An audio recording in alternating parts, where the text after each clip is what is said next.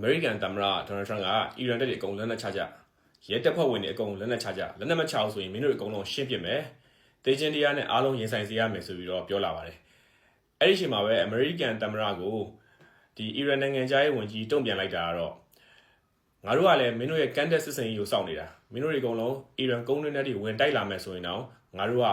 never ever surrender ပေါ့ဘယ်တော့မှလက်နက်ချတော့မှာမဟုတ်ဘူးပြန်ပြီးတုံ့ပြန်တိုက်ခိုက်သွားမှာဆိုပြီးတော့သူကပြောလာပါတယ်ငါတို့တွေညှိနှိုင်းဆွေးနွေးခဲ့တယ်ညှိနှိုင်းဆွေးနွေးပြီးတိုင်းလဲမင်းတို့တွေကငါတို့တိုက်ခိုက်ဖို့ကြီးပဲလုပ်နေတာဖြစ်တဲ့အတွက်ငါတို့ကဘယ်တော့မှလက်နက်မချဘူးဆိုပြီးတော့ပြောသွားပါတယ်အီရန်ဘက်ကကြည့်မယ်ဆိုလို့ရှိရင်လည်းသူတို့ရဲ့နိုင်ငံရဲ့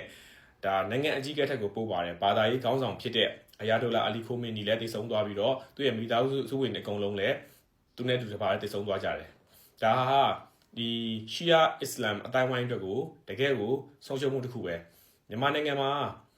ရှိတဲ့ရှီယာဘာသာဝင်တွေလည်းဒီဖြစ်ရကြောင်းငိုကြွေးတဲ့သူတွေရှိပါတယ်အထက်မှာထင်ရှားတဲ့သူကတော့မြန်မာနိုင်ငံမှာ model တရုပ်ဆောင်လုပ်ပြီးတော့အခုလက်ရှိ Bollywood မှာ model တရုပ်ဆောင်လုပ်နေတဲ့ Laila Khan ဆိုလို့ရှိရင်လည်းသူရဲ့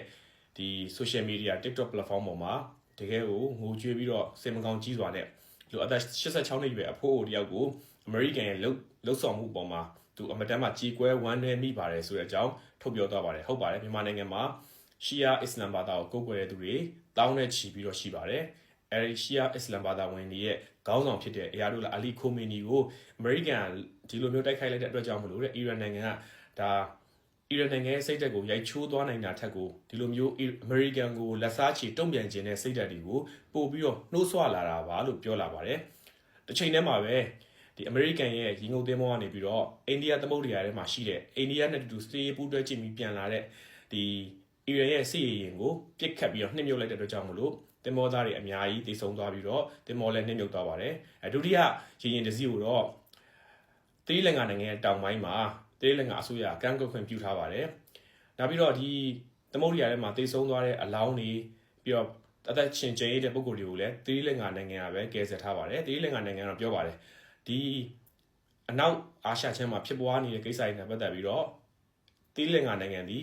ဒါဂျာနေနိုင်ငံဖြစ်တယ်ပေါ့မြန်မာနိုင်ငံလိုမျိုးပဲပေါ့နော် neutral နိုင်ငံဖြစ်တယ်ဒါကြောင့်မလို့ဒါသူကလူသားချင်းစာနာတဲ့အကူအညီဘယ်နိုင်ငံအောင်မဆိုပြုလုပ်သွားမယ်ဆိုတဲ့အကြောင်းကိုသီရိလင်္ကာနိုင်ငံကပြောလာပါတယ်သီရိလင်္ကာနိုင်ငံရဲ့နိုင်ငံရေးရည်တည်ချက်တွေကမြန်မာနိုင်ငံနဲ့တော်တော်လေးဆင်တူတာကိုတွေ့ရပါတယ်အခုဆိုလို့ရှိရင်စစ်ပွဲရဲ့အခြေအနေကပြောင်းသွားပါပြီအစတော့ American သမ္မတ Donald Trump ကတော့ဒါအီရန်ဖိအားပေးမယ်ပြီးလို့ရှိရင်သူအပြောင်းလဲပြုလုပ်မယ်ဆိုပြီးတော့